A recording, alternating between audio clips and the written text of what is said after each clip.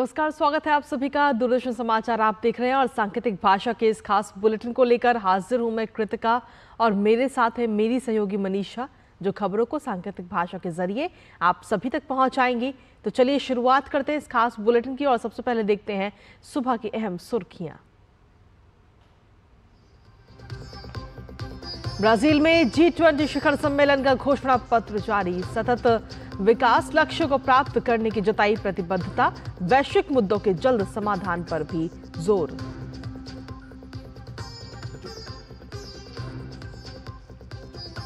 G20 शिखर सम्मेलन में PM Modi ने ग्लोबल साउथ की उठाई आवाज। कहा, भारत खाद्य सुरक्षा को बढ़ावा देने और गरीबी उन्मूलन के लिए प्रतिबद्ध।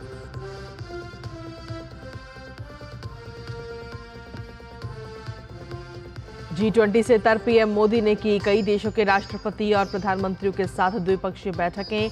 आपसी हितों और कई अहम मुद्दों पर की बातचीत।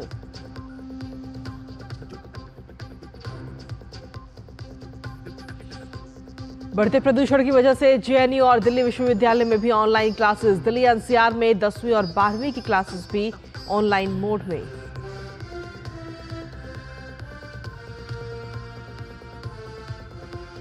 और लॉटरी से जुड़े मनी लॉन्ड्रिंग मामले में ईडी के देश भर में 22 ठिकानों पर छापे। 6.42 करोड़ रुपए और 12.41 करोड़ रुपए की एफडीआर बरामद। तो ये थी प्रमुख सुर्खियां और अब खबरों में विस्तार से बात करेंगे, जहां सबसे पहले बात करेंगे ब्राजील की। जी हां, G20 शिखर सम्मेलन के लिए जुटे विश्व के नेताओं ने यूक्रेन युद्ध और पश्चिम एशिया संकट जैसे वैश्विक मुद्दों के जल्द समाधान पर जोर दिया है। सम्मेलन की घोषणा पत्र के अनुसार नेताओं ने आतंकवाद के सभी प्रारूपों और अभिव्यक्तियों की कड़ी निंदा की।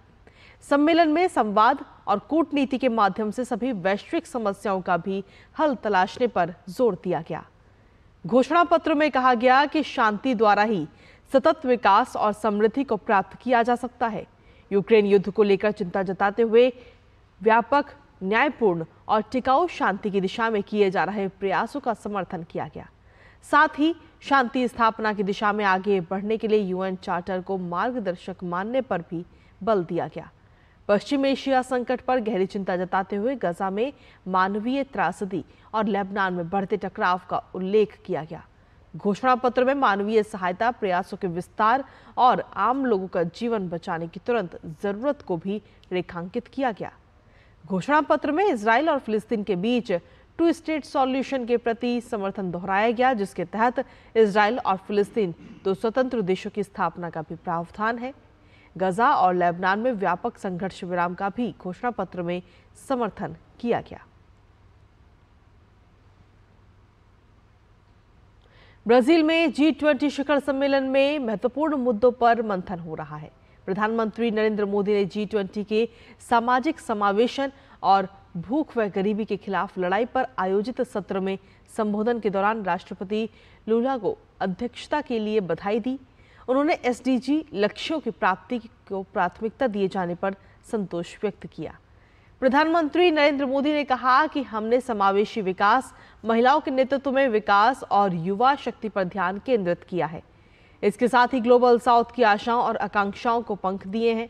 पीएम मोदी ने कहा कि ये स्पष्ट है कि एक पृथ्वी, एक परिवार, एक भविष्य इस शिखर सम्मेलन में उतना ही प्रासंगिक है जितना पिछले वर्ष था। पीएम मोदी ने भारत के अनुभवों और सफलता की कहानियों को साझा करते हुए कहा कि पिछले 10 वर्षों में भारत से 25 करोड़ लोगों को गरीबी से बाहर निकाला गया है और 80 करोड़ से ज्यादा लोगों को मुफ्त में अनाज दिया जा रहा है। साथ ही प्रधानमंत्री ने कहा कि दुनिया की सबसे बड़ी स्वास्थ्य बीमा योजना का 55 करोड़ लोग लाभ उठा रहे हैं। साथ ही अब 70 साल से अधिक उम्र के 6 करोड़ वरिष्ठ नागरिक भी मुफ्त स्वास्थ्य बीमा का लाभ उठा सकेंगे। पीएम मोदी ने कहा कि महिला नेतृत्व वाले विकास और सामाजिक समावेशन पर ध्यान केंद्रित रखते हुए 30 करोड़ से ज्यादा महिला सूक्ष्म उद्यमियों को बैंकों से जोड़ा गया है और ऋण तक पहुंच प्रदान की गई है। प्रधानमंत्री ने फसल बीमा योजना का जिक्र करते हुए बताया कि 4 करोड़ से अधिक किसानों को 2000 करोड़ अमेरिकी डॉलर का लाभ मिला है। साथ ही उन्होंने ये भी बताया कि किसान योजना के तहत 11 करोड़ किसानों को 40 अरब डॉलर से ज्यादा की मदद दी गई है। इसके साथ ही किसानों को 300 बिलियन अमेरिकी डॉलर का संस्थागत ऋण भी दिया जा रहा है। प्रधानमंत्री नरेंद्र मोदी ने अपने संबोधन में आगे कहा कि भारत न केवल खाद्य सुरक्षा सुनिश्चित कर रहा है बल्कि पोषण पर भी ध्यान केंद्रित कर रहा है। पीएम मोदी ने कहा कि एकीकृत पोषण सहायता कार्यक्रम सक्षम आंगनवाड़ी और पोषण 2.0 विशेष रूप से गर्भवती महिलाओं, नवजात शिशुओं, 6 वर्ष से कम उम्र के बच्चों और किशोर लड़कियों के लिए पोषण पर केंद्रित है। प्रधानमंत्री ने कहा कि मध्याह्न भोजन योजना के माध्यम से स्कूल जाने वाले बच्चों की पोषण संबंधी आवश्यकताओं पर विशेष ध्यान दिया जा रहा है। पीएम ने कहा कि भारत वैश्विक खाद्य सुरक्षा में भी योगदान दे रहा है। उन्होंने कहा कि हमने हाल ही में मलावी, जाम्बिया और जिम्बाब्वे को मानवीय सहायता प्रदान की है। प्रधानमंत्री ने आगे कहा कि हमने न केवल प्राकृतिक खेती और जैविक खेती पर बल्कि नई प्रौद्योगिकियों पर भी ध्यान केंद्रित किया। आगे प्रधानमंत्री ने बताया कि हमने भी श्री अन्न को बढ़ावा देकर टिकाऊ कृषि, पर्यावरण की सुरक्षा, पोषण और खाद्य सुरक्षा पर ध्यान केंद्रित किया है। पीएम मोदी ने कहा कि भारत के डिजिटल सार्वजनिक बुनियादी ढांचे ने सामाजिक और वित्तीय समावेशन को सक्षम बनाया है। साथ ही उन्होंने कहा कि आकांक्षी जिलों और ब्लॉक परियोजनाओं के साथ हमने समावेशी विकास के लिए एक नया मॉडल बनाया है जो सबसे कमजोर कड़ी को मजबूत करता है। प्रधानमंत्री नरेंद्र मोदी ने भूख और गरीबी के खिलाफ वैश्विक गठबंधन के लिए ब्राजील की पहल का समर्थन किया।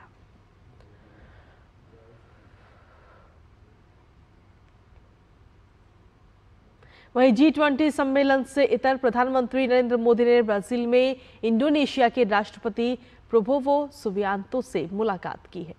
दोनों नेताओं ने व्यापक रणनीतिक साझेदारी को और मजबूत करने पर चर्चा की। साथ ही नए क्षेत्रों में सहयोग बढ़ाने के लिए मिलकर काम करने पर भी विचार विमर्श हुआ। दोनों नेताओं की वार्ता में जिन क्षेत्रों में सहयोग पर चर्चा हुई उनमें वाणिज्य, सुरक्षा, स्वास्थ्य देखभाल और फार्मास्यूटिकल्स शामिल है। प्रधानमंत्री नरेंद्र मोदी ने पुर्तगाल के अपने समकक्ष लुइस से भी मुलाकात की है। वार्ता के दौरान द्विपक्षीय आर्थिक सहयोग को मजबूत करने पर चर्चा हुई। दोनों नेताओं ने मजबूत रक्षा संबंध और लोगों के संबंध मजबूत बनाने जैसे मुद्दों पर भी विचारों का आदान प्रदान किया है। पीएम मोदी ने कहा कि नवीकरणीय ऊर्जा और हरित हाइड्रोजन जैसे क्षेत्र दोनों देशों के बीच अधिक सहयोग के अवसर उपलब्ध कराते हैं। पीएम मोदी ने इटली की अपनी समकक्ष जॉर्जिया मेलोनी से भी मुलाकात की। दोनों नेताओं की वार्ता में रक्षा, सुरक्षा, व्यापार और प्रौद्योगिकी में संबंधों को मजबूत बनाने पर विचार विमर्श हुआ। पीएम मोदी और उनकी इटली की समकक्ष ने संस्कृति, शिक्षा और अन्य क्षेत्रों में सहयोग को बढ़ावा देने पर भी बातचीत की। दोनों नेताओं ने भारत इटली संयुक्त रणनीतिक कार्य योजना 2025-29 का स्वागत किया।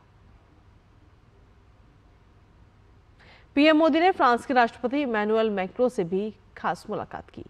पीएम ने फ्रांस के राष्ट्रपति को इस साल की शुरुआत में पेरिस ओलंपिक और पैरालंपिक के सफल मेजबानी के लिए भी बधाई दी। दोनों नेताओं ने अंतरिक्ष, ऊर्जा और एआई जैसे क्षेत्रों में द्विपक्षीय सहयोग पर चर्चा की। पीएम मोदी ने कहा कि दोनों देश लोगों के बीच संपर्क बढ़ाने के लिए मिलकर काम करेंगे। वहीं प्रधानमंत्री नरेंद्र मोदी ने ब्रिटेन के अपने समकक्ष कियर स्टारमर से भी मुलाकात की। पीएम मोदी ने ब्रिटेन के साथ व्यापक रणनीतिक साझेदारी को भारत की बड़ी प्राथमिकता बताया। पीएम मोदी ने कहा कि आने वाले वर्षों में हम प्रौद्योगिकी, हरित ऊर्जा, सुरक्षा, नवाचार जैसे क्षेत्रों में मिलकर काम करने के इच्छुक हैं। प्रधानमंत्री मोदी ने कहा कि हम व्यापार के साथ साथ सांस्कृतिक संबंधों को भी मजबूती देना चाहते हैं।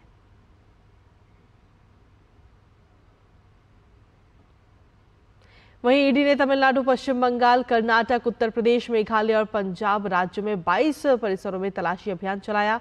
यह अभियान सैंटियागो मार्टिन और उसकी इकाई फ्यूचर गेमिंग, होटल बिजनेस और सर्विसेज प्राइवेट लिमिटेड सहित अन्य सहयोगियों के खिलाफ चलाया गया है।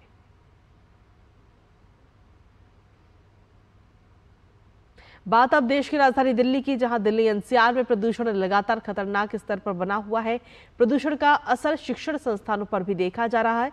दिल्ली यूनिवर्सिटी और जेएनयू में ऑनलाइन क्लासेस चलाने का अहम फैसला लिया गया है।